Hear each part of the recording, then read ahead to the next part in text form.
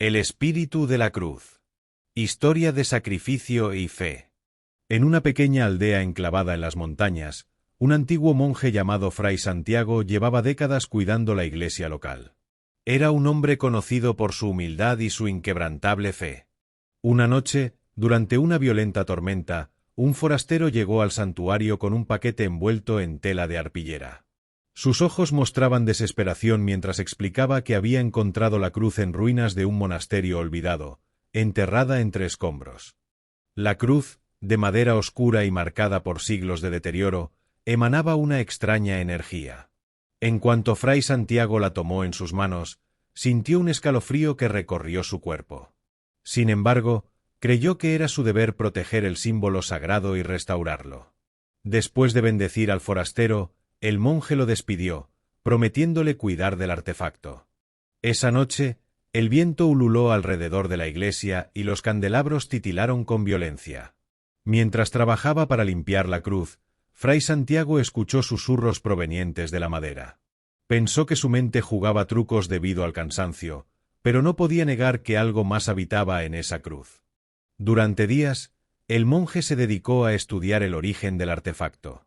Descubrió que la cruz provenía de un monasterio destruido hace más de 3 siglos durante una persecución religiosa.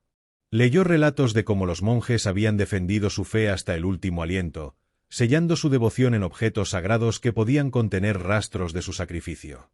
Con el paso de los días, los feligreses comenzaron a notar cambios en la iglesia. Los enfermos que acudían en busca de consuelo experimentaban sanaciones inexplicables. Los pecadores confesaban con llanto sus más oscuros secretos. La cruz, ahora restaurada y colgada en el altar mayor, parecía irradiar una luz tenue que inspiraba devoción y temor. Sin embargo, Fray Santiago también se enfrentó a extraños fenómenos. Por las noches, escuchaba voces que le instaban a realizar sacrificios en nombre de una fuerza divina. A veces, sentía la presión de manos invisibles sobre sus hombros, como si una presencia intentara guiarlo. Día tras día, el monje luchaba por discernir si esas manifestaciones eran un milagro o una prueba de su fe. Una noche, tras largas horas de oración, Fray Santiago tuvo una visión. Un espíritu, envuelto en una luz resplandeciente, le reveló que la cruz contenía el alma de un antiguo mártir. El espíritu explicó que había sido un sacerdote que sacrificó su vida para proteger a su comunidad durante una gran persecución religiosa. Su fe había sido tan pura que su esencia quedó atrapada en el símbolo de su martirio. El espíritu le advirtió que la cruz era un conducto tanto para la luz como para la oscuridad. Si Fray Santiago permitía que su corazón flaqueara, fuerzas malignas podrían corromper el poder sagrado. Días después, Fray Santiago recibió la visita de un joven llamado Mateo, quien había viajado desde muy lejos al oír sobre los milagros de la iglesia. Mateo tenía una enfermedad incurable, y sus ojos reflejaban una mezcla de esperanza y resignación.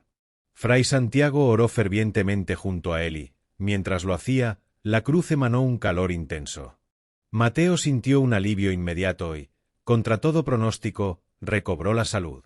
Sin embargo, el milagro debilitó aún más al monje, quien empezó a sufrir intensos dolores y visiones de sombras acechando la iglesia. La aldea pronto se convirtió en un lugar de peregrinación.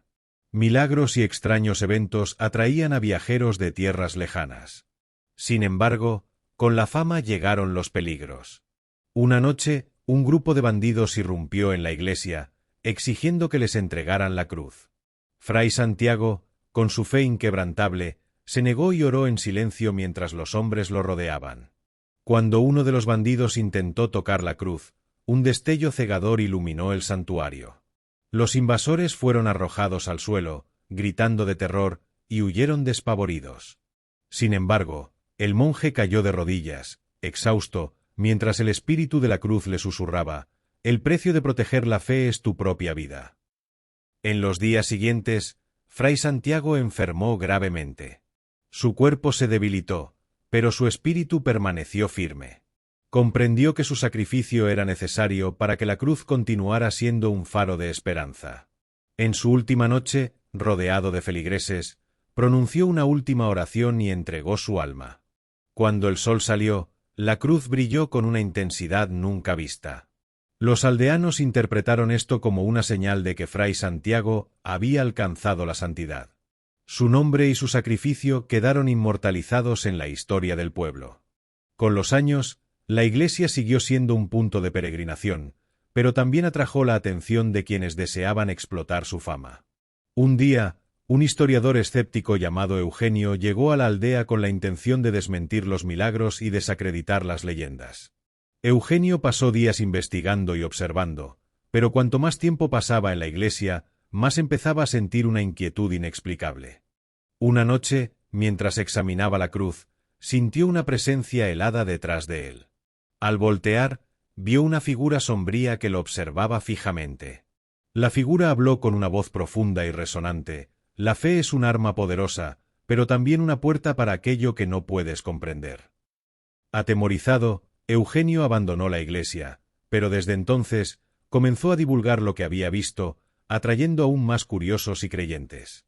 Sin embargo, con la creciente atención también llegaron más manifestaciones oscuras. Los habitantes comenzaron a notar que, en las noches sin luna, las sombras parecían moverse de forma antinatural dentro de la iglesia. Algunos afirman haber visto figuras incorpóreas rezando frente a la cruz, mientras que otros escuchaban lamentos que llenaban el aire. La presencia de Fray Santiago era más necesaria que nunca. En varias ocasiones, los aldeanos relataron cómo una figura vestida con un hábito de monje aparecía en medio de los fenómenos, calmando las manifestaciones y trayendo paz temporal a la iglesia. No obstante, el equilibrio entre la luz y la oscuridad era cada vez más frágil.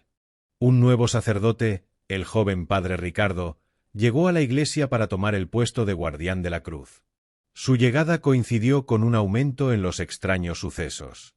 Convencido de que su deber era proteger la cruz y restaurar la fe, el padre Ricardo se embarcó en una intensa jornada espiritual, intentando purificar el santuario de las sombras. Durante una noche de tormenta, Ricardo decidió enfrentar directamente la energía oscura. Armado con su fe y una oración ancestral que había encontrado entre los documentos de Fray Santiago, se arrodilló ante la cruz y rezó hasta el amanecer.